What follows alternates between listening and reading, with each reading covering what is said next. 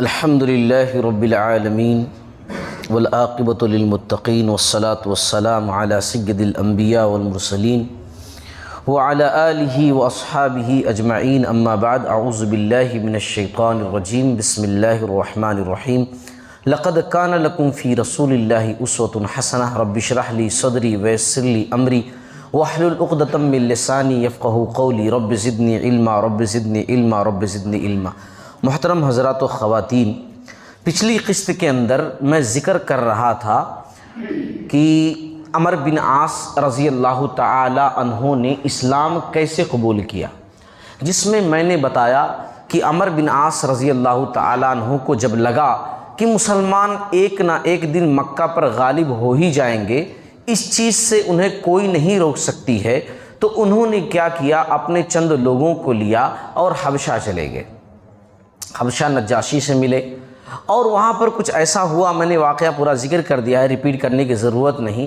وہاں پر جو ہے انہوں نے نجاشی کے ہاتھوں پر اسلام قبول کیا، اور پھر اس کے بعد اپنے ساتھیوں سے جو ہے کٹے، اور پھر آئے، کشتی مل گئی اتفاق سے، اور عرب پہنچے، جو پیسے تھے اس سے سواری وغیرہ لی، اور مدینہ کے راستے پر روانہ ہو گئے رسول اللہ صلی اللہ علیہ وسلم سے ملنے کے لیے۔ مدینہ کے راستے میں ہدا ایک مقام ہے، وہاں جا کر کے انہوں نے دیکھا کہ اور لوگ ہیں، دو لوگ اور جا رہے ہیں۔ تو جا کر جب قریب پہنچے تو دیکھا ایک خالد بن ولید رضی اللہ تعالیٰ عنہ ہیں، اور ایک دوسرے عثمان بن طلحہ رضی اللہ تعالیٰ عنہ۔ اس وقت جو ہے خالد بن ولید رضی اللہ تعالیٰ عنہ، عثمان بن طلحہ رضی اللہ تعالیٰ عنہ ابھی اسلام نہیں قبول کیے تھے، دل سے مسلمان ہو گئے تھے، مگر ابھی کلمہ پڑھ کر کے بیعت وغیرہ کسی کے ہاتھ پر نہیں کیے تھے، عہد و پیمان نہیں کیے تھے۔ یہ تو نجاشی کے ہاتھوں پر ایمان لے آئے تھے اور رسول اللہ صلی اللہ علیہ وسلم کے پاس باقاعدہ بات کرنے کے لیے جا رہے تھے۔ اب یہ تینوں کی سٹوری ایک ساتھ یہاں سے آگے بڑھے، اس سے پہلے یہ جو دو لوگ اور ایڈ ہوئے اس سٹوری کے اندر، اس واقعے میں، خالد بن ولید رضی اللہ تعالیٰ عنہ، عثمان بن طلحہ رضی اللہ تعالیٰ عنہ، یہ لوگ یہاں تک کیسے پہنچے، یہ بھی جاننا بہت اہم ہے تاکہ آگے کی بات سمجھ میں آئے۔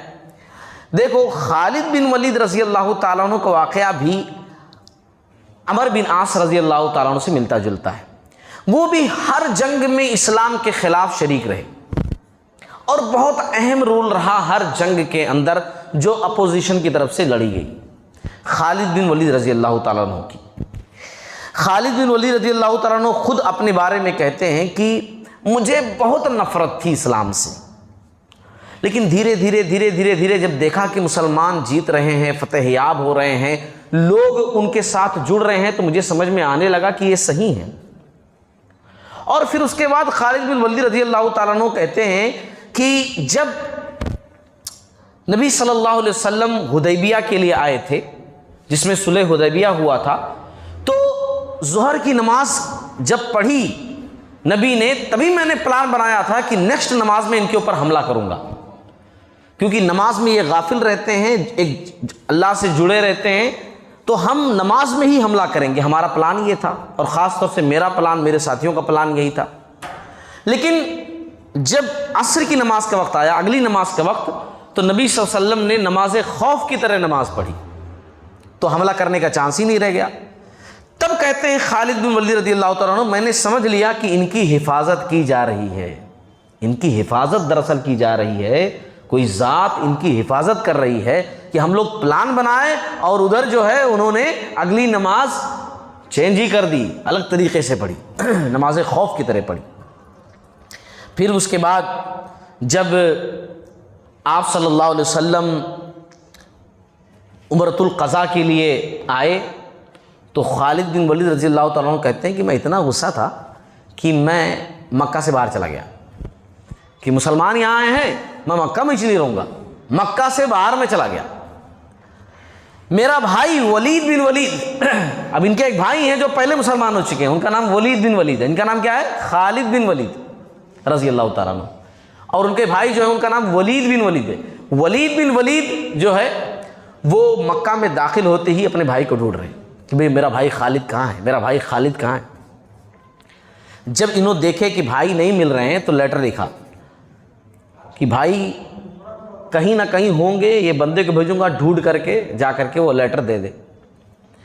لیٹر لکھا، لیٹر میں کیا لکھا؟ بسم اللہ الرحمن الرحیم، اما بعد، بھائی مجھے تعجب ہے کہ آپ جیسا عقل مند شخص اسلام سے دور کیسے ہے؟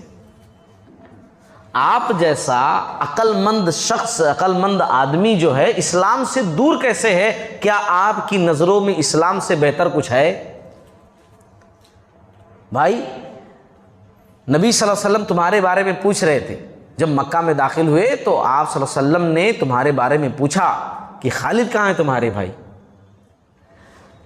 اور پھر اس کے بعد جو ہے لکھا انہوں نے لاسٹ میں کہ بھائی اب موقع ضائع مت کرو، تم نے پہلے ہی بہت موقع ضائع کر دیے ہیں، اب یہ چانس ضائع مت کرو، بہت چانس تم نے ضائع کر دیا، برباد کر دیا، یہ چانس مت ضائع کرو۔ خالد بن ولید رضی اللہ تعالیٰ عنہ کہتے ہیں کہ خط جب مجھے ملا بڑا اچھا لگا کہ میرا بھائی مجھے یاد کر رہا ہے، اور سب سے زیادہ خوشی یہ ہوئی کہ نبی میرے بارے میں پوچھ رہے ہیں، نبی میرے بارے میں پوچھ رہے ہیں۔ دیکھو آپ صلی اللہ علیہ وسلم کی اہمیت دیتے تھے، ہے نا، پوچھے کہ خالد کہاں ہے، تو ان کو بڑی خوشی، یہ بولے کہ میرا غصہ ختم ہو گیا، میرے بارے میں پوچھے انہوں۔ ظاہر سی بات ہے کہ آپ صلی اللہ علیہ وسلم جیسی شخصیت کہ جن کے اوپر لوگ جان نثار کر رہے ہوں، جن کا ڈنکا بج رہا ہو، سماج کے اندر، معاشرے کے اندر جن کا نام لیا جا رہا ہو، جن کا نام سن کر کے لوگ ملنے کے مشتاق ہوں، وہ آپ کے بارے میں پوچھے تو آپ کو کیسا لگے گا؟ اچھا لگے گا نا۔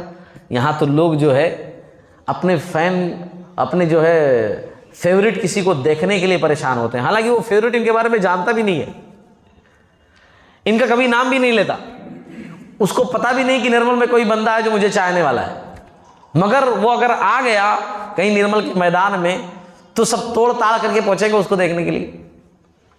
اور پیارے نبی صلی اللہ علیہ وسلم جیسی شخصیت خالد بن ولید رضی اللہ تعالیٰ عنہ کہتے ہیں مجھے بڑی خوشی ہوئی، بہت زیادہ خوش ہوا۔ بہرحال پھر بھی میں سوچتا رہا کہ مجھے یہاں رہنا چاہیے یا چلے جانا چاہیے، کیونکہ مسلمان ایک نہ ایک دن تو مکہ پر آئیں گے ہی، ان کا ہی قبضہ ہوگا، وہی مکہ کے مالک ہوں گے، پھر ہم کہاں جائیں گے؟ تب ان کو خیال آیا کہ ادھر ادھر بھاگنا کیوں، جب کچھ صاف ہے، واضح ہے، جا کر کے اسلام قبول کرتا ہوں۔ سمجھ میں ان کو بات آ رہی ہے کہ مجھے اسلام قبول کر لینا چاہیے، کیا پرابلم ہے اسلام سے مجھے بھاگے، آخر کیوں لڑ رہا ہوں میں اسلام سے اور بھاگ کیوں رہا ہوں؟ میں سوچ رہا ہوں نجاشی کے پاس چلا جاؤں، لیکن نجاشی تو پہلے ہی اسلام قبول کر چکا ہے، مسلمان پہلے سے ہی اس کے پاس گئے سو تھے، تو وہاں اچھا میں ہیراقل کے پاس چلا جاؤں، روم، مگر کیا مجھ جیسا شخص جا کر کے ایک آدمی کی پناہ حاصل کرے؟ یہ بھی ان کو غیرت آ رہی، اچھا نہیں لگ رہا، مجھ سے بہادر آدمی جا کر کے دوسروں کے پاس جا کر کے رہے، اپنا گھر بار چھوڑ کر کے، اپنا ملک چھوڑ کر کے، یہ بھی اچھا نہیں لگ رہا۔ پھر انہوں نے لاسٹ ڈیسیجن لیے کہ نہیں مجھے یہی رہنا چاہیے۔ اچھا اللہ کی مرضی دیکھو کہ ان کا دل اور کھل گیا، کب معلوم؟ جب ایک خواب دیکھے، یہ اس خواب کی وجہ سے ان کا دل اور کلیئر ہو گیا، اس خواب کی وجہ سے۔ یہ کہتے ہیں کہ میں نے خواب دیکھا، میں نے خواب یہ دیکھا، اور کب دیکھا یہ خواب؟ جب آپ صلی اللہ علیہ وسلم عمرہ کر کے چلے گئے، یہ ملے بھی نہیں، یہ تو باہر بھاگ گئے تھے نفرت کی وجہ سے۔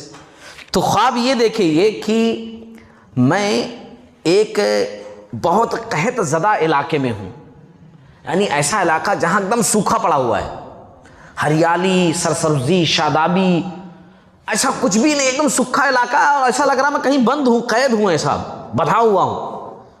اس کے بعد میں کیا دیکھتا ہوں کہ خواب کے اندر ہی کہ میں پھر اس کے بعد اچانک ایک سرسبز و شاداب علاقے میں آ گیا، ایک دم کھلا میدان، میں بھی کھلا ہوا ہوں، اچھے سے سانس لے رہا ہوں، بڑا اچھا لگ رہا ہے، سب میدان ہی میدان ہے، سبزہ ہی سبزہ ہے، پھول ہی پھول ہیں، سب بڑا اچھا لگ رہا، ایسے میدان میں آ گیا، میری آنکھ کھل گئی۔ یہ کہتے ہیں کہ میں نے یہ خواب کا حقیقت، میرا دل تو کھل گیا کہ مجھے جا کر کے اسلام قبول کر لینا چاہیے، مدینہ چلے جانا چاہیے، لیکن اس کا اصلی مطلب مجھے تب سمجھ میں آیا جب مدینہ گیا۔ میں مدینہ جا کر کے میں جب ابو بکر صدیق رضی اللہ تعالیٰ عنہ سے ملا اور پوچھا ان سے، یہ خواب میں نے بیان کیا کہ میں مکہ میں ایسا خواب دیکھا تھا، تو ابو بکر صدیق رضی اللہ تعالیٰ عنہ بولے وہ قحط زدہ علاقہ شرک تھا، ہاں شرک تھا، اور جو گھٹن تم محسوس کر رہے تھے وہ شرک تھا تمہارے اندر، اور پھر اس کے بعد اللہ نے دیکھو نا اسلام جیسے وسیع میدان میں تم کو بھیج دیا۔ اسلام جیسی نعمت کے اندر تم کو بھیج دیا، تو یہ وہی خواب کا مطلب ہے۔ بہرحال خالد بن ولید رضی اللہ تعالیٰ عنہ جو ہے وہ دلی طور پر، دماغی طور پر دونوں طرح سے تیار ہو گئے کہ مجھے مدینہ جانا ہے، فائنل، اب مجھے جانا مدینہ، مجھے مکہ میں نہیں رہنا ہے۔ مگر سوچنے لگے کہ اکیلے جاؤں یا کسی کو لے کر جاؤں، کسی اور کو ساتھ میں لے لیتا ہوں، اپنے دوستوں سے پوچھتا ہوں، اتنے سارے میرے دوست ہیں ساتھ میں رہنے والے، جنگیں لڑنے والے، شکار کرنے والے، اتنے سارے دوست ہیں، اپنے دوستوں کو لے کر چلوں۔ اور یہ بڑی اچھی چیز ہے۔ اب آپ دیکھیے، ابھی اسلام قبول نہیں کیے ہیں مگر اچھائی کے معاملے میں سوچ رہے ہیں کہ اپنے کسی دوست کو بھی ساتھ میں لے کر چلوں۔ ہم لوگ مسجد میں آتے ہیں، ایسا نہیں سوچتے ہیں کسی اور کو کال کرو، بھائی چلو ذرا سیرت النبی ہے سن کر کے آئیں گے، ارے چلو تھوڑا سا سن کر کے آئیں گے۔ ان کو بھی اسلام قبول نہیں کیا مگر پھر بھی یہ سوچ ہے کہ مجھے کسی کو ساتھ میں لے کر جانا چاہیے۔ وہ کیا کیے کہ صفوان بن امیہ، اللہ اکبر، صفوان بن امیہ سے ملے۔ امیہ بن خلف، یاد ہے نا جنگ بدر کے اندر صفوان بن امیہ کے بھائی باپ سب قتل کیے گئے تھے جنگ بدر کے اندر۔ اب انہوں لے دے کر کے جا کر کے صفوان بن امیہ سے بول دیے کہ مدینہ چلو گے۔ اب انہوں بھرے بیٹھے ہوئے تھے، انہوں بولے پوری دنیا ایمان لا لے، پوری دنیا اسلام قبول کر لے، پوری دنیا محمد صلی اللہ علیہ وسلم کو چاہنے لگے، میں پھر بھی اسلام نہیں قبول کروں گا۔ انہوں بولے کہ ارے اللہ اکبر، انہوں تو پہلے سے ہی جو ہے لگتا ہے کہ بھائی باپ اس میں قتل ہوئے تھے جس کی وجہ سے ان کو زیادہ تکلیف ہے، ان کو خامخواہ میں چھیڑ دیا۔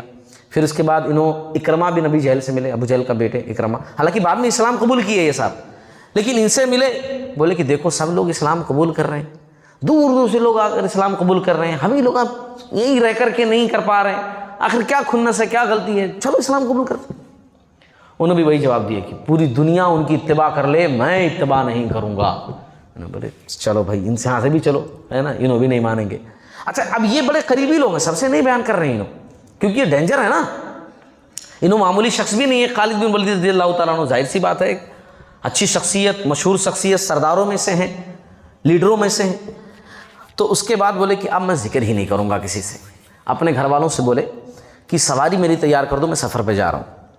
اس کے بعد ایک ان کے بہت کلوز فرینڈ تھے عثمان بن طلحہ رضی اللہ تعالیٰ عنہ، میں رضی اللہ تعالیٰ لگا رہا ہوں کیونکہ بعد میں لوگ صحابی بنے، عثمان بن طلحہ رضی اللہ تعالیٰ عنہ، تو ان کو ملے جانے سے پہلے، یعنی کہ سب لوگ کل نکلنا ہے تو آج ملے۔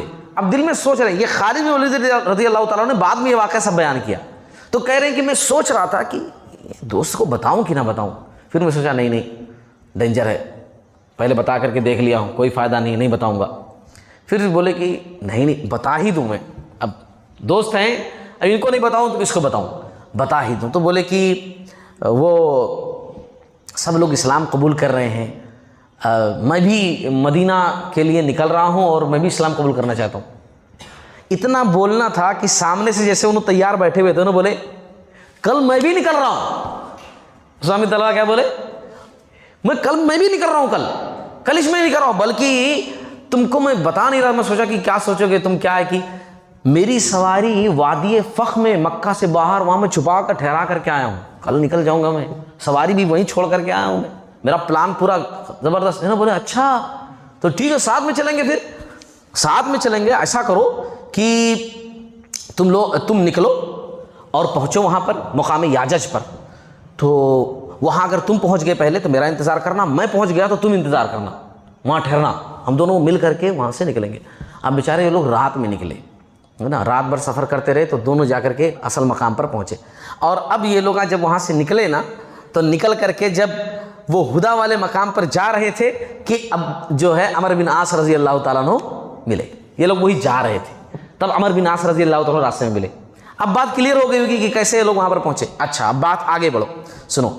جب یہ لوگ مقام حرہ پر پہنچے، مدینہ کے قریب، مدینہ کے بالکل قریب، تو یہ لوگ کیا کیا، ایک جگہ رک گئے، کیونکہ سفر کیے ہوئے تھے۔ اب پہلے سفر کیسے تھے، ایسا تو مرسڈیز گاڑیوں سے تو کرتے نہیں تھے، بادشاہ ہوں فقیر ہوں کوئی بھی ہوں، سفر کا جو رہتا تھا تھوڑا بہت فرق رہتا تھا، لیکن بھائی اونٹوں سے ایسا سب کرتے تھے سفر، تو دھول وول میں اٹ گئے تھے۔ تو کیا کیا، وہاں صاف صفائی کر کے اچھا لباس پہنے۔ اب آپ سوچو، نبی کے دربار میں جا رہے ہیں، نبی کے پاس جا رہے ہیں، تو ہمیں کیسا جانا چاہیے، صحابہ کو پتہ ہے، مگر اللہ کے دربار میں ہم آتے ہیں کیسا آنا چاہیے وہ ہم کو پتہ نہیں ہے نا۔ وہاں وہ جانتے ہیں کہ نبی کے پاس جا رہے ہیں تو ہم ایسے، حالانکہ ایسے بھی جا سکتے ہیں، صحابہ چلے جاتے تھے، لیکن یہاں اب یہ لوگ جا رہے ہیں نا فرسٹ تو یہ لوگ سوچ رہے ہیں اسلام قبول کرنے جا رہے ہیں، نبی کے پاس جا رہے ہیں تو ذرا لباس بدل لیتے ہیں۔ اور الحمدللہ یہ لوگ کھاتے پیتے گھرانے سے تھے، کوئی فقیر فقراء تو تھے نہیں، اس لیے ان لوگوں نے کیا کیا، لباس تبدیل کیا۔ اچھا یہ لوگ تبدیل کر کے نکلے نا تو وہاں ایک آدمی ملا ہے نا، ایک آدمی، وہ آدمی ان دونوں کو خاص طور سے عمرو بن عاص رضی اللہ تعالیٰ عنہ، خالد بن ولید رضی اللہ عنہ کو پہچان گیا، دونوں کو خاص طور سے۔ یہ دونوں بڑے مشہور تھے نا، کیونکہ مکہ والوں کے کمانڈر تھے یہ لوگ، ہاں فوج کی ریڑھ کی ہڈی تھے یہ دونوں، اس لیے وہ دیکھتے ہی پہچان گیا بندہ، اس نے کہا ارے مکہ نے ان دونوں کو دے کر کے اپنے سرداروں کو دے دیا ہے۔ کیا چیخنے لگا وہ بندہ، مکہ نے ان دونوں کو دے کر کے اپنے سرداروں کو دے دیا، یعنی اب مکہ کا کچھ نہیں ہو سکتا، مکہ نے تو اپنے سرداروں کو دے دیا ہمیں۔ اب یہ سن کر کے ان کو بڑی خوشی بھی، کہہ رہی ہمارے چرچے یہاں پر بھی ہیں، ہے نا، اچھا لگا ان کو کہ بھائی۔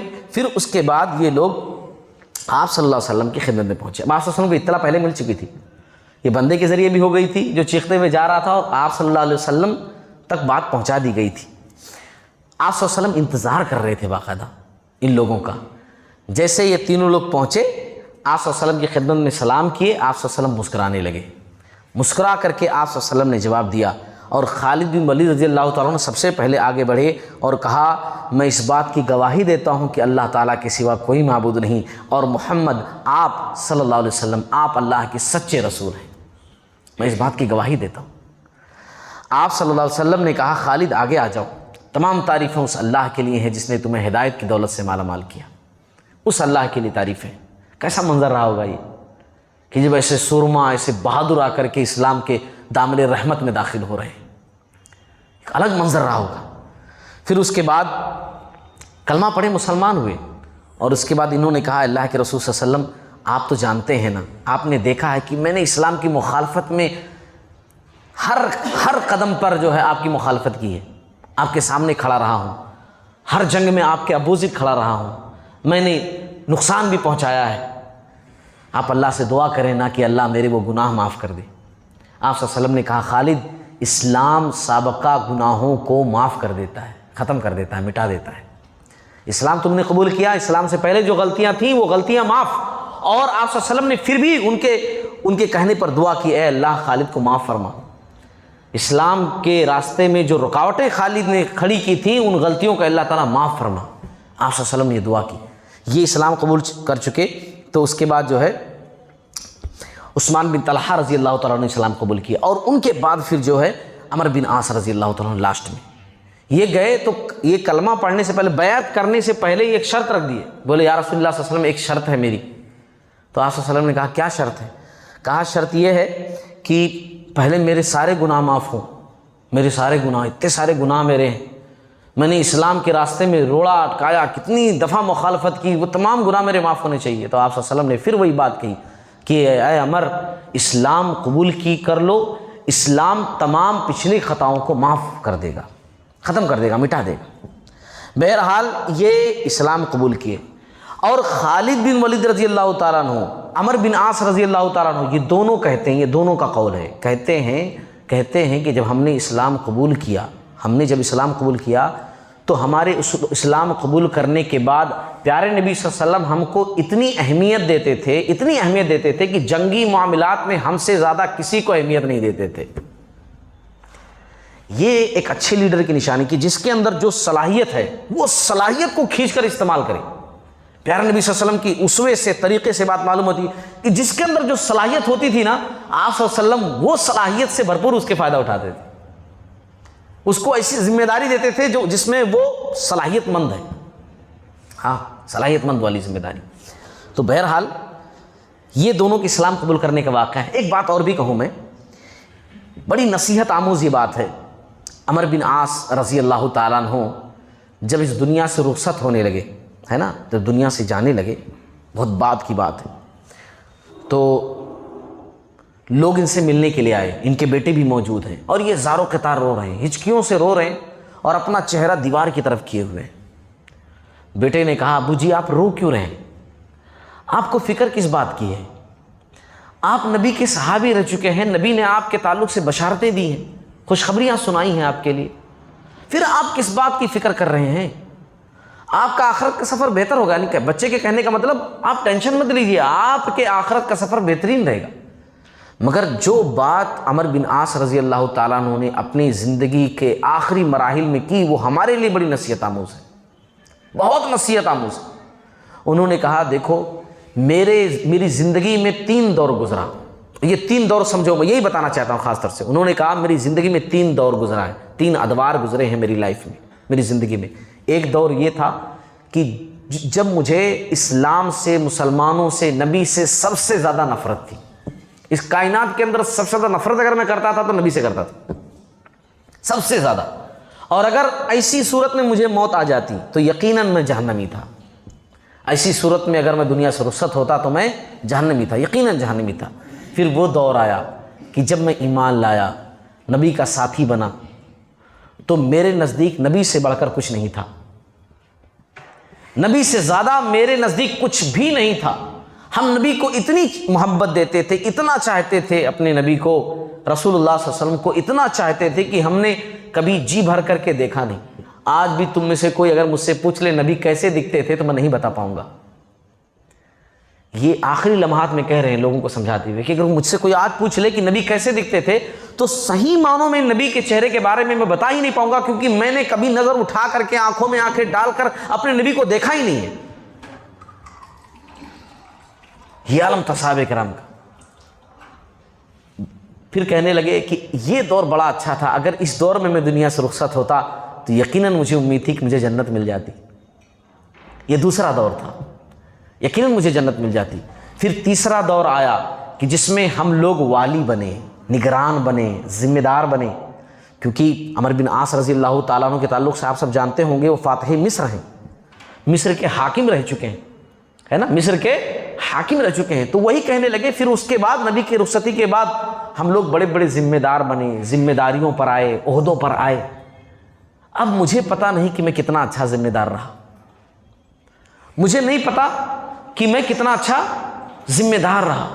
مجھ سے کیا غلطی ہوئی، کیا خیر ہوا، وہ اللہ بہتر جاننے والا ہے، اللہ بہتر جاننے والا ہے. میں اسی معاملے میں ڈر رہا ہوں کہ یہ جو بعد کا دور آیا جس میں میں اس میں والی بنا، ذمہ دار بنا، اس میں میں نے صحیح کیا کیا، غلط کیا کیا، اس میں کہیں میری پکڑ نہ ہو، اس کے بارے میں وہ ڈر رہے. پھر وہ کہنے لگے لوگوں سے کہ لوگوں، جب مجھے دفنانا، میری موت کے بعد کوئی نوحہ کرنے والی نہیں رہنا، یعنی میری میت پر کوئی چیخنا چلانا نہیں. دیکھو یہ ہوتے ہیں صالح آدمی، نصیحت وصیت کر کے جا رہے ہیں کہ میں انتقال کر جاؤں تو کوئی نوحہ کرنے والی نہیں، چیخ چیخ کر کے، سینہ پیٹ پیٹ کر کے، بالا نوچ نوچ کر کے، کوئی نہیں رونا. غلط ہے نا، نبی نے کہا ہے نا کہ یہ چیز غلط ہے. ہاں گھر میں کسی کا انتقال ہو جائے، کوئی دنیا سے رخصت ہو جائے، ایک درد اور کرب کی وجہ سے آنسو نکلتے ہیں، وہ نکلتے ہیں، لیکن اس کی وجہ سے چیخنا چلانا، سینہ کوبی کرنا، کپڑے پھاڑنا، ہائے میرا فلاں، تو ہائے میرا فلاں کہنا غلط ہے. اللہ رب العالمین کی امانت اللہ نے واپس لے لی، اللہ نے جان دی تھی واپس لے لی. یہی دستور ہے، ہم سب جانتے ہیں، اور ہمارے ساتھ بھی یہی ہونے والا ہے، سب کے گھر میں سب کے ساتھ یہی ہونے والا ہے. تو اسی لیے جو ہے یہ نوحہ وغیرہ انہوں نے نصیحت کی، نہیں کوئی بھی نہیں رہنا. اس کے بعد کہا مجھے جب دفن کر دینا، تو انہوں نے ایسا کہا جب دفن کر دینا تو ایک اونٹ جتنا، جیسے اونٹ کو ذبح کیا جاتا ہے اور اس کو کاٹا جاتا ہے، جتنا ٹائم لگتا ہے اتنا ٹائم تک میرے قبر کے پاس ٹھہرنا. یعنی وہ کہہ رہے ہیں میرے واسطے دعا کرنا. سنت سے ثابت ہے نا، نبی نے کہا نا کہ تدفین کے بعد دعا کرو، تدفین کے بعد دعا کرو، ان قریب تمہارے بھائی سے سوال کیا جانے والا ہے، نبی کی حدیث ہے.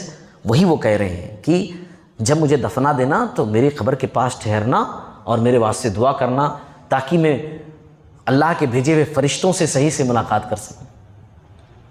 کون یہ باتیں کہہ رہے ہیں؟ کون یہ باتیں؟